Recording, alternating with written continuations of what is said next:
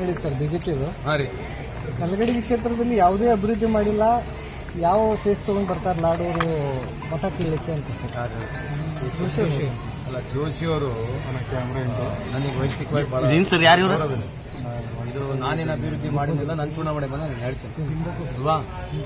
ನಾನೇನು ಅಭಿವೃದ್ಧಿ ಮಾಡಿದ್ದೀನಿ ನನ್ನ ಚುನಾವಣೆ ಬಂದಾಗ ಹೇಳ್ತೀನಿ, ಅಥವಾ ನಾನು ಜನಕ್ಕೆ ಹೋಗಿ ಹೇಳ್ತೀನಿ. ಇದು ನನ್ನ ಚುನಾವಣೆ ಅಲ್ಲ, ಅವ್ರ ಚುನಾವಣೆ ಅದು. ಯಾರ ಚುನಾವಣೆ? ಯಾರ ಚುನಾವಣೆ ಅದು? ಜೋಶಿ ಅವ್ರ ಚುನಾವಣೆ. ನಾನೇನು ಮಾಡಿನೋ ಏನಿಲ್ಲ, ನಾನು ಜನರ ಹತ್ರ ಹೋಗ್ತೀನಿ. ಬಟ್ ಇವ್ರ ಚುನಾವಣೆ ಇರೋದ್ರಿಂದ ಇವ್ರೇನು ಮಾಡ್ಯಾರ ಅಂತ ಹೇಳ್ಬೇಕಲ್ಲ. ಮತದಾರರಿಗೆ 4 ಬಾರಿ 20 ವರ್ಷ ತಾವಾಗಿದ್ದೀರಿ, ನನಗೆ ಪ್ರಶ್ನೆ ಮಾಡ್ತಿದ್ದೀರಿ ನಾನು ಏನು ಮಾಡಿದ್ದೀನಿ ಅಂತ ಹೇಳಿ. ನಾನು ಜನರ ಹತ್ರ ಹೋಗಿ ಹೇಳ್ತೇನೆ, ಬೇಡ ನೀವು ಹೇಳಿ ಜನರ ಹತ್ರ ಹೋಗ್ತೀನಿ, ನಾನು ಚುನಾವಣೆ ಬಂದಾಗ ಹೋಗ್ತೀನಿ, ಅಥವಾ ಈ ಸಂದರ್ಭದಲ್ಲಿ ಕೂಡ ಹೋಗಿ ಹೇಳ್ತೀನಿ. ನೀವು 20 ವರ್ಷದಿಂದ ಏನು ಮಾಡಿದ್ದೀರಿ, ಯಾವ ಹಳ್ಳಿಗೆ ಏನು ಮಾಡಿದ್ರಿ ಅಂತ ಅವ್ರು ಹೇಳ್ಬೇಕು ತಾನೆ. ಇದು ಅವ್ರ ಚುನಾವಣೆ ಇದೆ. ಸೊ ನಿಮ್ಮ ಮುಖಾಂತರ ನಾವು ಮನವಿ ಮಾಡಿ ಕಳ್ತೀನಿ, ನೀವೇನು ಮಾಡಿದ್ರೆ ಜನಕ್ಕೆ ಹೇಳ್ರಿ ಅಂತ ಹೇಳಿ ನಿಮ್ಮ ಮುಖಾಂತರ ಹೇಳಿಕೆ ಬಯಸ್ತೇನೆ.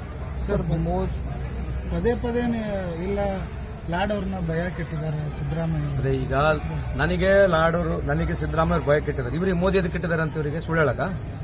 ನನಗೆ ಸಿದ್ದರಾಮಯ್ಯ ಭಯ ಕೆಟ್ಟಿದ್ದಾರೆ ಅಂತ ಪದೇ ಪದೇ ಹೇಳ್ತಿದ್ರೆ, ಇವರಿಗೆ ನರೇಂದ್ರ ಮೋದಿ ಅವರು ಸುಳ್ಳು ಹೇಳಕ್ಕೆ ಕೆಟ್ಟಿದ್ದಾರೆ. ವಿಶ್ವದಲ್ಲಿ ಸುಳ್ಳು ಹೇಳ್ತಕ್ಕಂಥ ಪಾರ್ಟಿ ಬಿಜೆಪಿ, ಅದ್ರ ಇವ್ರು ನಂಬರ್ 1. ಸುಳ್ಳು ಹೇಳೋದು ನಿಂದಿರಿಸಬೇಕು ಪ್ರಹ್ಲಾದ್ ಜೋಶಿ ಸಾಹೇಬರು. ಪದೇ ಪದೇ ಅದು ಹೇಳ್ಬೇಡ್ರಿ. ನಾವು ನಿಮಗೆ ಮೂಲಭೂತ ಪ್ರಶ್ನೆಗಳನ್ನ ಕೇಳಿದ್ದೀವಿ. ನಾವು ವಿಚಾರದಲ್ಲಿ ಪ್ರೋಗ್ರೆಸಿವ್ನಲ್ಲಿ ಡೆವಲಪ್ಮೆಂಟ್ನಲ್ಲಿ ಮಾತಾಡೋಣ. ಅದೆಲ್ಲ ಪರ್ಸನಲ್ ಹೇಳಿದ್ರೆ ಅರ್ಥ ಏನಿದೆ ಹೇಳ್ರಿ? Your senior most man, I request you kind good sir, let us speak on programmes. ಕಳೆದ 10 ವರ್ಷ ನಿಮ್ದೇನು ಪ್ರೋಗ್ರಾಮ್ ಆಗಿದೆ ಅದ್ರ ಬಗ್ಗೆ ಮಾತನಾಡ್ರಿ ಅಂತ ಹೇಳ್ತೀವಿ. 27,000 ಇರ್ತಕ್ಕಂಥದ್ದು ಬಂಗಾರ ಇವತ್ತು 71,000 ಆಗಿದೆ. ಇದ್ರ ಬಗ್ಗೆ ಮಾತಾಡೋದು ಬೇಡ? ಯಾರು ಉತ್ತರ ಕೊಡ್ಬೇಕು ಇದಕ್ಕೆ? ಎಲ್ಲ ಇತಿಹಾಸ ಉಳ್ಳವರು, ಬಹಳ ಅತ್ಯಂತ ಬುದ್ಧಿ ವಾಗ್ಮಿದಾರ ನೀವು. ಇದಕ್ಕೆ ಯಾಕೆ ಉತ್ತರ ಕೊಡೋದಲ್ಲ? 58 ರೂಪಾಯಿ ಇರ್ತಕ್ಕಂಥ ಡಾಲರ್ ಇವತ್ತು 84 ರೂಪಾಯಿ. ಯಾರು ಉತ್ತರ ಯಾರು ಕೊಡಬೇಕು? ಕೇಂದ್ರ ಸರ್ಕಾರದ ಇರೋರು ಯಾರು? ಇವತ್ತು ಮೊನ್ನೆ ಸುಪ್ರೀಂ ಕೋರ್ಟ್ ಎಲೆಕ್ಟ್ರಾಲ್ ಬಾಂಡ್ ನಲ್ಲಿ ವಿಶೇಷವಾಗಿ ಇನ್ನ ವರ್ಡಿಕ್ಟ್ ನ ತಡೆ ಹಿಡಿದಿತ್ತು. ಅದ್ರ ಒಳಗಡೆ 10,000 ಕೋಟಿ ಬಾಂಡ್ಗಳನ್ನ ಮಾರಿದ್ದಾರೆ. 10,000 ಕೋಟಿ ಮತ್ತೆ ಬಾಂಡ್ಗಳನ್ನ ಮಾರಿದ್ದಾರೆ. ಇದ್ರ ಬಗ್ಗೆ ಯಾರು ಉತ್ತರ ಕೊಡಬೇಕು? 2G ಸ್ಕ್ಯಾಮ್ ಬಗ್ಗೆ ಮಾತನಾಡ್ತಿದ್ದಾರೆ. 10 ವರ್ಷ ನೀವು ಅವಧಿಯಲ್ಲಿ ಇದ್ರಿ, ಅವಾಗ ಯಾಕೆ ಮಾತನಾಡಲಿಲ್ಲ? 10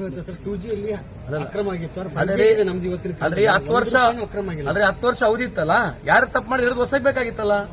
ಎರಡನೇದು, ಮತ್ತೆ ನೀವು BSNL ಯಾಕೆ 4G ಲೈಸೆನ್ಸ್ ಕೊಟ್ಟಿಲ್ಲ? BSNL ಯಾಕೆ 4G ಲೈಸೆನ್ಸ್ ಕೊಟ್ಟಿಲ್ಲ? ಜಿಯೋಗೆ BSNL ಬಿಟ್ಟಾಗ ಜಿಯೋ ನಂಬರ್ 1 ಆಯ್ತು, BSNL ಯಾಕೆ ನಂಬರ್ 1 ಆಗಲಿಲ್ಲ? ಯಾಕಂದ್ರೆ ನರೇಂದ್ರ ಮೋದಿ ಪವರ್ಫುಲ್ ಅಲ್ಲ. ಅವ್ರು ಹೇಳ್ತಾ ಇದ್ರು, ನನಗೆ ದೇವರು ಸಣ್ಣ ಸಾಫ್ಟ್ವೇರ್ ಕೊಟ್ಟಿಲ್ಲ, ಬಹಳ ದೊಡ್ಡ ಸಾಫ್ಟ್ವೇರ್ ಕೊಟ್ಟಿದ್ದಾರೆ, ನಾನು ಏನೇ ಮಾಡಿದ್ರೆ ಬಹಳ ದೊಡ್ಡದಾಗಿ ಮಾಡ್ತೀನಿ ಅಂತ ಹೇಳ್ತಾ ಇದ್ರು. ಯಾರು ಹೇಳಿದ್ದು? ನರೇಂದ್ರ ಮೋದಿ ಅವರು ಹೇಳಿದ್ದು. ಮತ್ತೆ BSNL ಏನಾಯ್ತು? ರಫೇಲ್ ಡೀಲ್ ಏನಾಯ್ತು? ಯಾವೊಬ್ಬ ರಿಲಯನ್ಸ್ ಅಂಬಾನಿ ಕಂಪನಿ ಅವರು, ಯಾರು ಅನಿಲ್ ಅಂಬಾನಿ ಅವ್ರ ಕಂಪನಿ 1,10,000 ಕೋಟಿ ಬ್ಯಾಂಕ್ಗಳಿಗೆ ಡ್ಯೂ ಇರ್ತಕ್ಕಂಥ ಕಂಪನಿ. ಇವತ್ತುವರೆಗೆ ಒಂದು ಸೈಕಲ್ ಮ್ಯಾನುಫ್ಯಾಕ್ಚರ್ ಮಾಡಿಲ್ಲ ಕಂಪನಿ. ಒಂದು ಸೈಕಲ್ ಮ್ಯಾನುಫ್ಯಾಕ್ಚರ್ ಮಾಡಿದ ಕಂಪನಿ ಒಂದೇಟಿಗೆ ಹೆಲಿಕಾಪ್ಟರ್ ಮ್ಯಾನುಫ್ಯಾಕ್ಚರ್ ಮಾಡಬಹುದಾ? ಮತ್ತೆ ಈ ಡೀಲ್ ಅವ್ರಿಗೆ ಹೆಂಗೋಯ್ತು? ಇವೆಲ್ಲ ಮೂಲಭೂತ ಪ್ರಶ್ನೆಗಳು. ಇದಕ್ಕೆ ಉತ್ತರ ಕೊಡೋದ್ ಬದಲು ಸುಮ್ಮನೆ ಸಂತೋಷ್ ಲಾಡಿಗೆ ಬೈಕ್ ಇಟ್ಕೊಂಡ್ರೆ ಅಂತ ಹೇಳಿದ್ರೆ ಅದು ಅವ್ರ ಗಣಿತಕ್ಕೆ ಗೌರವ ತರ್ತಕ್ಕಂಥದ್ದಲ್ಲ. We are talking only on programmes. ನಾನು ಇವತ್ತುವರೆಗೆ ಪ್ರಹ್ಲಾದ್ ಜೋಶಿ ಸಾಹೇಬ್ರಿಗೆ ಎಲ್ಲಿ ಬೈದಿಲ್ಲ, ಮೋದಿ ಸಾಹೇಬ್ರಿಗೂ ಬೈದಿಲ್ಲ. ನಾವು ಪ್ರಶ್ನೆಗಳನ್ನ ಕೇಳ್ತಾ ಇದೀವಿ. ಪ್ರಶ್ನೆ ಕೇಳಿದ್ರೆ ಬೈದಂಗ ಇದು? ನಾವು ಕೇಳತಕ್ಕಂಥ ಪ್ರಶ್ನೆಗೆ ಉತ್ತರ ಕೊಡಕ್ಕೆ ಕೇಳಿದ್ರೆ ಅವನಿಗೆ ಬುದ್ಧಿ ಇಲ್ಲ, ಏನೋ ಒಂದು ಸುಮ್ಮನೆ ಜಾರಿಗೆ ಉತ್ತರ ಕೊಟ್ಟೋದ್ರೆ ಕೊಡಬೇಡ್ರಿ ಅವ್ರು ಸುಳ್ಳೆ ಕೇಳ್ತಾರೆ ನಮ್ಮ ಮೇಲೆ.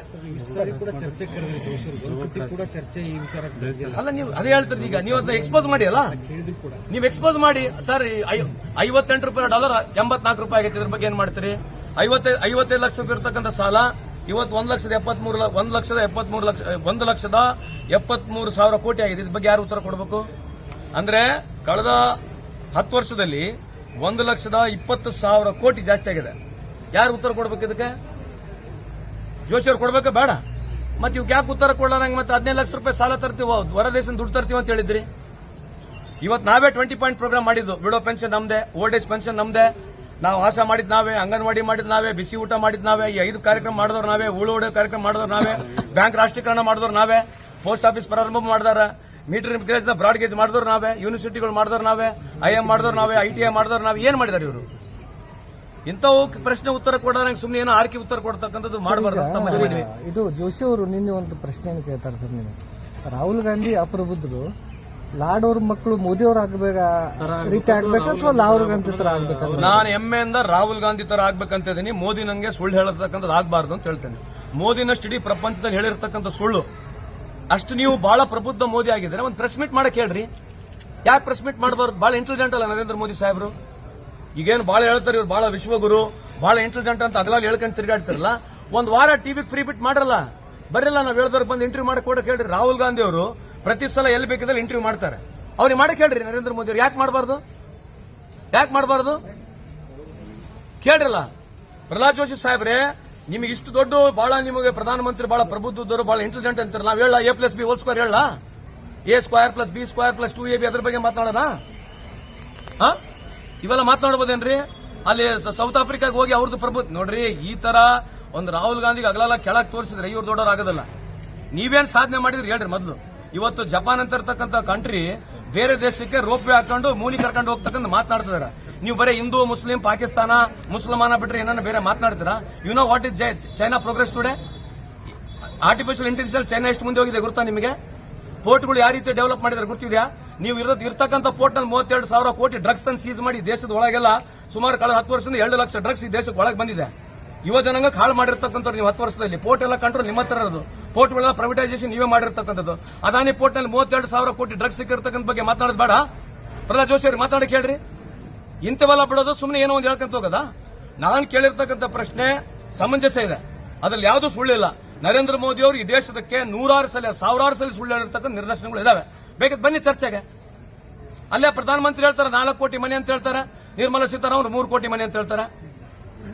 ಯಾವ ಸ್ಟಾಟಿಸ್ಟಿಕ್ಸ್ ಪ್ರಧಾನಮಂತ್ರಿ ಅವರು ಕರೆಕ್ಟ್ ಹೇಳಿದಾರೆ ನೋಡೋಣ ಹೇಳ್ರಿ. ಇವತ್ತು ಬಿಲೋ ಪಾವರ್ಟಿಲಿ ಎಷ್ಟು ಜನ ಇದ್ದಾರೆ ಅದ್ರ ಬಗ್ಗೆ ಚರ್ಚೆ ಮಾಡೋಣ. ಆಯ್ತು, ಪ್ರಹ್ಲಾದ್ ಜೋಶಿ ಸಾಹೇಬ್ರಿಗೆ ಕೇಳ್ರಿ, ಕೋವಿಡ್ನಾಗ ಎಷ್ಟು ಜನ ಈ ದೇಶದಲ್ಲಿ ತೀರೋಗಿದ್ದಾರೆ? ಕೋವಿಡ್ ನ ಲೆಕ್ಕ ಕೊಟ್ಟಿದ್ದಾರೆ ಭಾರತ ದೇಶ ಸರ್ಕಾರ? ಕೊಟ್ಟಿದೇನ್ರಿ? ಮತ್ತೆ ಯಾಕೆ ಕೊಡಬಾರ್ದು? ಸರ್, ಇದು ಮಾದಾಯಿ ಹೋರಾಟಗಾರರು ಇವತ್ತೇನು ಕಾಂಗ್ರೆಸ್ ಜಾಯಿನ್ ಆಗ್ತದೆ? ಕೆಲವರು ಮೆಮೊರಂಡಮ್ ಕೊಡ್ತಿದ್ದಾರೆ, ಕೆಲವರು ಜಾಯಿನ್ ಆಗ್ತಿದ್ದಾರೆ, ಬಂದಿದ್ದಾರೆ, ಭೇಟಿ ಮಾಡ್ಲಿಕ್ಕೆ ಬಂದಿದ್ದಾರೆ.